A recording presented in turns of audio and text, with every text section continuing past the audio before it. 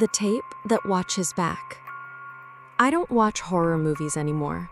I used to live for them, the thrill of fear pulsing through me like a drug. But after what happened a few nights ago, I can't even look at a horror movie poster without feeling my stomach twist into knots. The experience was so raw, so unshakably real, that it's carved itself into my mind, replaying in vivid detail every time I close my eyes. This isn't a story I heard from someone else. It happened to me, and I'm still trying to make sense of it. My obsession with horror started young. My parents were barely out of their teens when they had me, and they weren't exactly the type to hover over what I watched.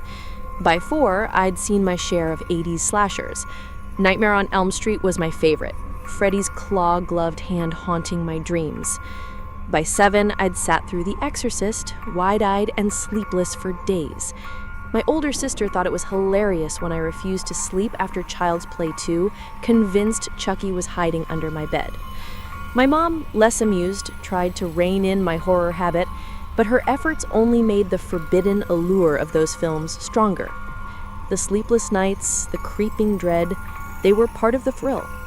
Nothing my imagination cooked up as a kid, though, could have prepared me for what I found in that garage sale tape. It was a Friday evening, the kind where exhaustion clings to you like damp clothes. I was driving home from work, my eyes heavy, when a faded garage sale sign caught my attention. It wasn't flashy, just a piece of cardboard with red marker scrawled across it, but something about it pulled me in. I almost kept driving. I wanted nothing more than to collapse on my couch, but curiosity tugged at me, whispering, "What if you find something good?" So I turned down a quiet street and parked in front of a tidy suburban house.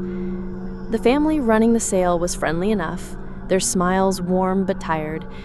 They explained they were clearing out stuff left behind by the previous owners, pricing everything dirt cheap to get rid of it. I poked around tables of mismatched dishware and dusty books until I spotted a small box labeled VHS Horror, $1 each. My heart gave a little jump. I'm a sucker for old horror films, especially the schlocky B-movies that are so bad they're good. These tapes didn't have covers, just plain black cases with horror scribbled in marker. But for $1, I figured I couldn't go wrong. I grabbed a stack of 5 and headed home, already picturing a cozy October movie marathon, even if it was a bit early in the season. Back at my apartment, I kicked off my shoes, sank into the couch, and popped a bag of popcorn into the microwave. The stack of VHS tapes sat beside me, their blank cases promising mystery. I love the ritual of watching horror in October. It's like the air itself gets heavier, primed for scares. I grabbed the top tape, slid it into my old dual VHS DVD player, and settled in expecting some low-budget slasher flick or cheesy monster movie. What I got was something else entirely. The screen flickered to life, but there was no title, no opening credits, just static, followed by a single image, an atomic mushroom cloud, frozen in black and white, its edges sharp as to cut. It lingered for a few seconds before dissolving into static again.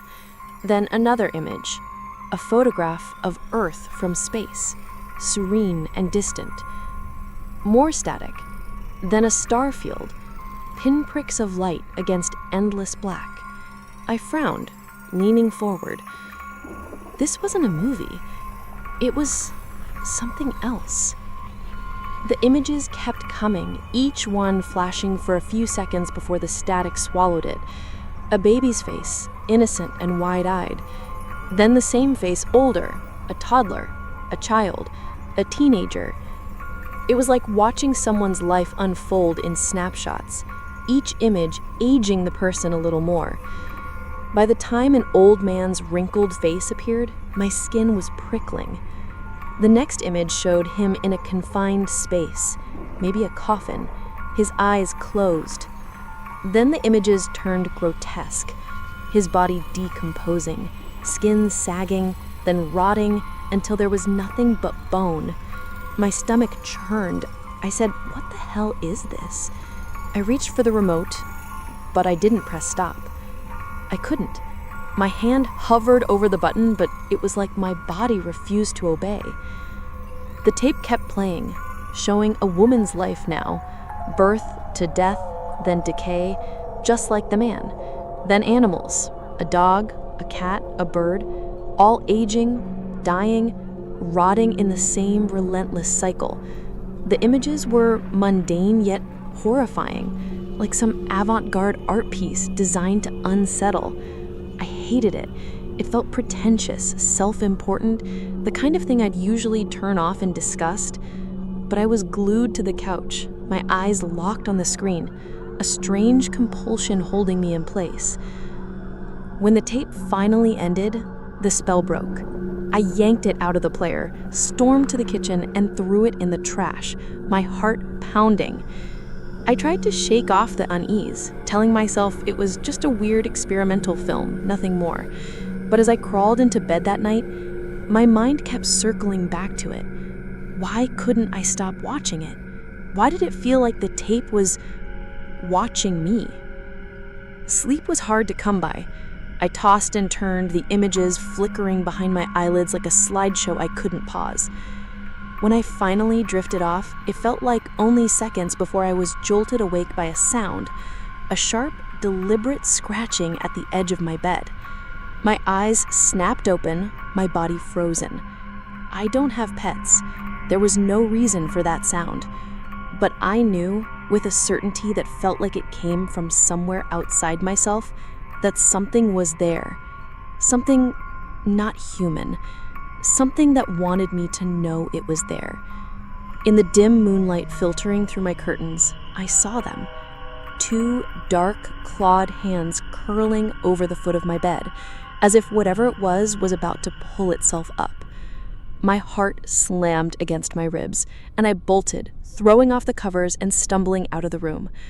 The air felt wrong, thick and heavy, like I was running through water. When I reached the hallway, I realized my house wasn't my house anymore. The familiar layout was gone, replaced by a maze of endless corridors stretching into darkness. Shadows seemed to pulse at the edges of my vision, and I could feel it, a presence, cold and malevolent, right behind me. I didn't dare look back. My bare feet slapped against the floor as I ran, my breath ragged.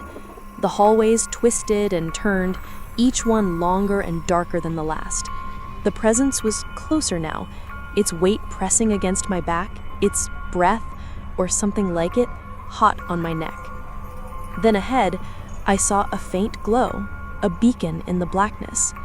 I sprinted toward it, my lungs burning, my mind screaming that I had to escape. The glow led me to what should have been my living room, but it was wrong too, distorted. The furniture warped like it had been stretched by unseen hands. I could see my front door, just a few steps away.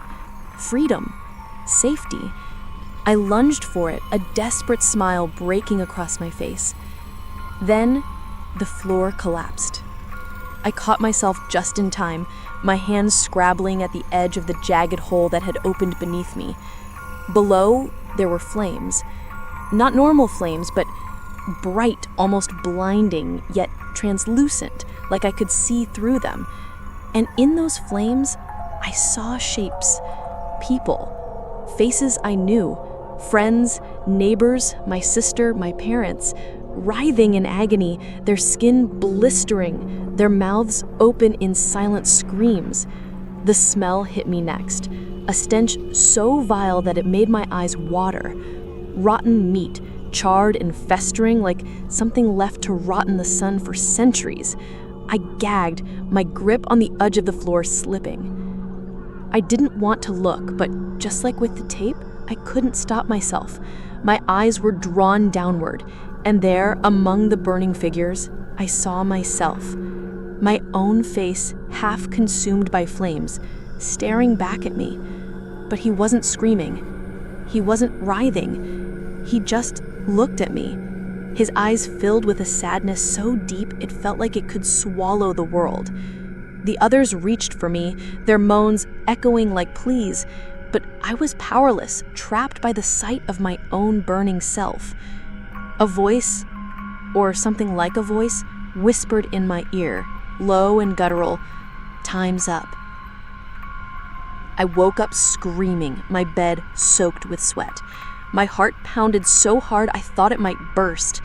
The room was normal again, the moonlight soft, the air still, but I could still smell that stench, faint but lingering, like it had followed me out of the dream. I didn't sleep for the rest of the night. I couldn't. Every time I closed my eyes, I saw those flames, those faces, my own face staring back at me. My mom used to warn me that horror movies could open doors to things we don't understand. I laughed it off back then, a kid too stubborn to listen, but now I believe her. That tape wasn't just a tape. It was something else, something that saw me, something that followed me home. I threw out the rest of the VHS tapes the next morning, but it hasn't helped.